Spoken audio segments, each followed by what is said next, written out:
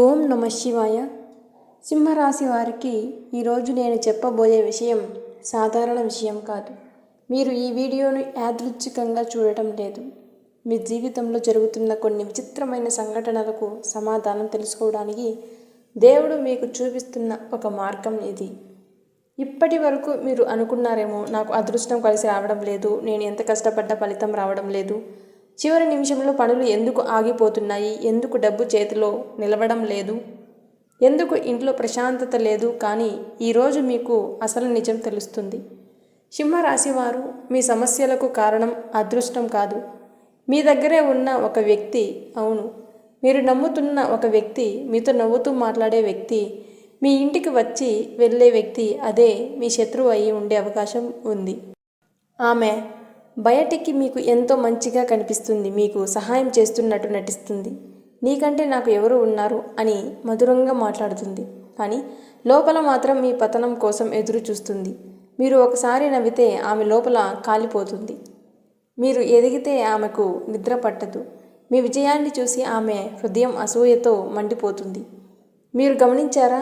మీరు ఏదైనా మంచి పని చేయాలనుకుంటే ఎవరికైనా చెప్పగానే అది ఆగిపోతుంది. మీరు కొత్తగా ఏదైనా కొనాలనుకుంటే అది వాయిదా పడుతుంది. ఇంట్లో చిన్న చిన్న గొడవలు పెద్దవిగా మారిపోతాయి. ఆరోగ్యం కూడా ఒక్కసారిగా బాగోలేకపోతుంది. ఇవన్నీ యాదృచ్ఛికంగా జరుగుతున్నవి కావు. మీ మీద పడుతున్న చెడు దృష్టి, అసూయ, నెగిటివ్ శక్తుల ప్రభావం కూడా కావచ్చు. అసూయ అనే విషయం పాము విషం కంటే ప్రమాదకరమండి. పాము ఒకసారి కాటు వేస్తుంది, కానీ అసూయతో ఉన్న మనిషి ప్రతిరోజు మనసులో మన మీద విషం పోస్తూనే ఉంటాడు. మీరు ఎంత కష్టపడి ఈ స్థాయికి వచ్చారో ఆమెకు తెలియదు, కానీ మీరు ఆనందంగా ఉండడం మాత్రం ఆమెకు అసహ్యం. సింహరాశి వారు చాలా మంచివారు. మీ మనసు చాలా స్వచ్ఛమైనది. అందుకే మీరు అందరినీ నమ్మేస్తారు. మీ ప్లాన్లు, మీ కళలు, మీ ఇంటి విషయాలు అన్నీ కూడా అందరికీ చెప్పేస్తారు. కానీ అదే మీ బలహీనతగా మారుతుంది. మీరు చెప్పిన ప్రతి మాట ఎదుటివారి మనసులో ఒక విత్తనంగా పడుతుంది. అది మీ అసూయగా మొలకెత్తి మీ జీవితాన్ని అడ్డుకోవడానికి ప్రయత్నిస్తుంది. కానీ మీరు భయపడాల్సిన అవసరం లేదు, ఎందుకంటే మీకు రక్షణగా ఒక మహాశక్తి ఉంది. ఆ శక్తి అంటే హనుమంతుడు.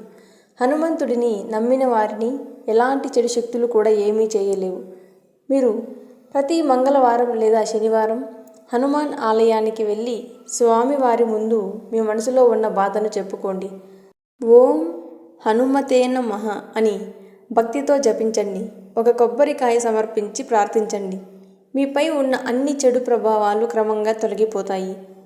ఇక ఒక ముఖ్యమైన విషయం, మీరు ఎవరినీ ద్వేషించాల్సిన అవసరం లేదు, కానీ జాగ్రత్తగా ఉండాలి. మీ రహస్యాలు మీలోనే ఉంచుకోవాలి.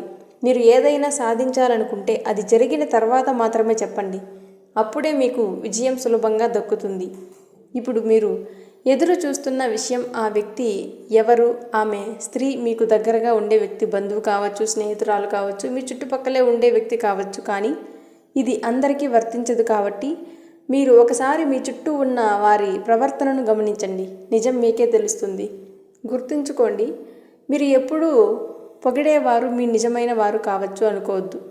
మీలోని తప్పులను చెప్పి సరిదిద్దేవారే నిజమైన వారు. ఇకపై మీ జీవితం మీద ఫోకస్ పెట్టండి. మీ శ్రమ మీద నమ్మకం పెట్టుకోండి. భగవంతుడిపై విశ్వాసం ఉంచండి. ఈ ఏప్రిల్ నెల తర్వాత మీ జీవితం మార్పు ఖాయం. మీరు పడిన కష్టానికి ఫలితం తప్పకుండా వస్తుంది. మీ అదృష్టం మళ్ళీ మీ వైపు తిరుగుతుంది. మీది సింహరాశి అయితే ఓం నమ శివాయ అని కామెంట్ చేయండి. ఈ వీడియో కనుక మీకు నచ్చినట్లయితే లైక్ చేయండి, షేర్ చేయండి, సబ్స్క్రైబ్ చేసుకోండి. ఛానల్కి సపోర్ట్ చేయండి.